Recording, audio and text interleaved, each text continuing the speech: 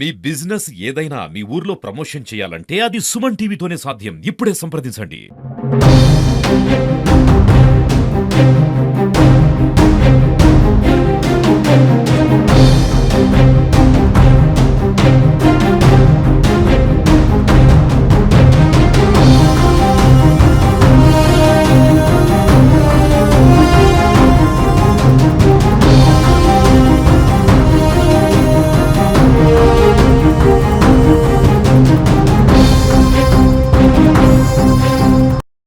మా అన్నయ్య మిషన్ భగీరథలకు పనిపోతుండు. 4 నెలలు అవుతుంది. మా అన్నయ్య పేరు వీరవేణి రాజకుమారు. వారం మొత్తం డే డ్యూటీ, వారమేమో నైట్ డ్యూటీ సార్.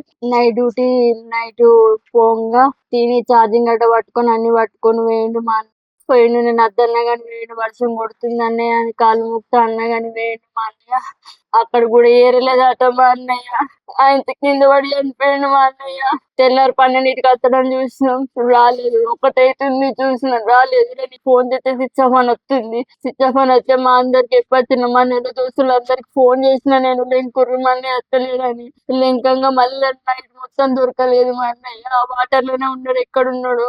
మళ్ళా తెల్లారి మా పెద్ద నాన్న అందరు చూడ్డానికి పోతే మళ్ళీ అప్పుడు శవం అక్కడ బొర్ల బొక్కల పడినాడు.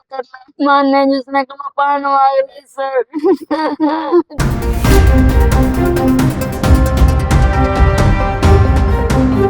మిషన్ దగ్గర నీళ్ళు వాటర్ ట్యాంకీలల్లా 4 నెలల పని చేయబట్టి 4 నెలల నుంచి ఎత్తుండు పోతుండు వస్తుండు. 8 రోజులు నైట్ డ్యూటీ, 8 రోజులేమో డే డ్యూటీ చేసుకుంటూ వస్తుండు. ఒక రోజు వర్షం పడ్డది బాగా. నా పేరు వీరవేణి చిన్న, కొడుకు పేరు వీరవేణి రాజకుమార్. ఇక పోయిండు రాంగ వర్షం ఏం లేదు, తక్కువ ఉన్నది నీళ్ళు రాంగ బ్రిడ్జి. ఇక పోగ ఎక్కువ అయినాయి అని వానికి తెలియదు.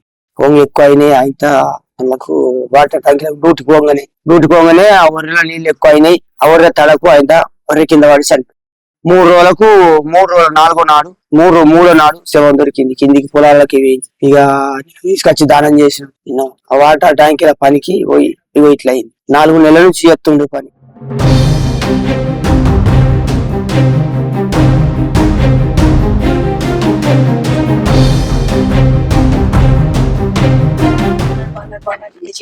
కట్టెలు తీసి మళ్ళీ వచ్చి అందరూ పుడక వాన కొడుతుంది. పోక అది రాసుకున్న బండి కాలు మొక్కుతుంది. నా బిడ్డ కాలు మొక్కిన తింటారు కావచ్చు.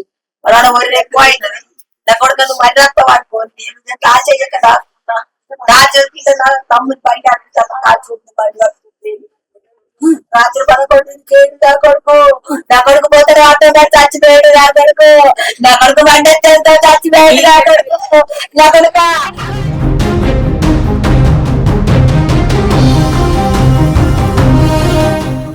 అటు వెళ్ళలే కాయిదాకా పోవాలి. అదే మళ్ళీ ఎక్కువ అయినానికి గమనించలేదు. పోతుంది కదా బండి ఎప్పుడు పోతున్నట్టున్నది అని అనుకున్నాను. కానీ గుట్టదాకా చేరింది నా కొడుకు. నేను గుట్ట కాడికి వెళ్ళినా నేను అనుకున్నా తెల్లరిగా 12కి వస్తాడు. మళ్ళీ అని ఉంటేనేమో 1కి వస్తాడు. అయితే 1 దాకా చూసిన అయ్యో నా కొడుకు ఇంకా రాక భయాన్ని ఫోన్ చేసి నా దాంట్లో ఫోన్ నెంబర్ లేదు. నేను ఒక పిల్లగానికి మా తమ్ముడికి ఫోన్ చేస్తాను. తమ్ముడు అది ఇంకో పొలానికి సోబరికి ఫోన్ చేస్తాను. కొడుక నాన్న నా తమ్ముడు రాలేదు రా ఆపరాడు గుట్ట ఎంత గుట్ట రాలే అని అంటే నా కొడుకు